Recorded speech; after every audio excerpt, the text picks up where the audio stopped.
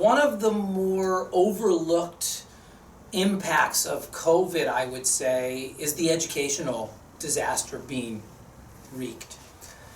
And that's because losing your education in the present doesn't show up until the future, and you don't have the skills that you need to participate in the economy, to contribute to the economy. One thing that we've seen is that students who are low income, Black, and Hispanic have been left behind because of distance learning, number one.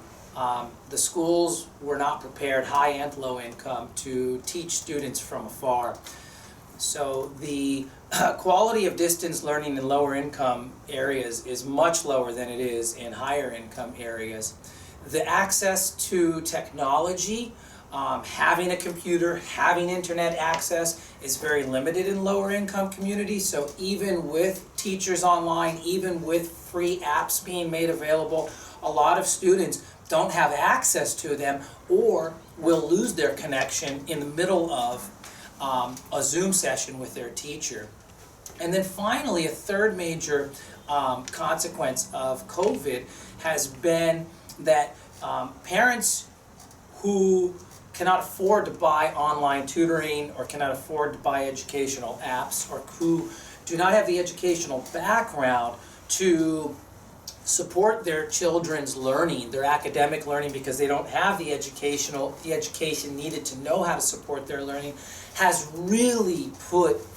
a damper on student learning and student engagement.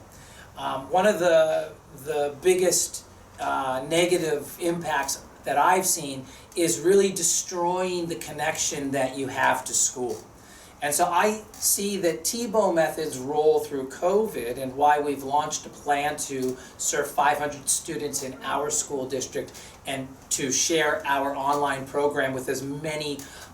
school systems who serve large numbers of low-income students, is to keep students connected to the love of learning through passion projects, through what they're interested in, and to keep their minds warm so that when they re-enter school, they have an easier time reacclimating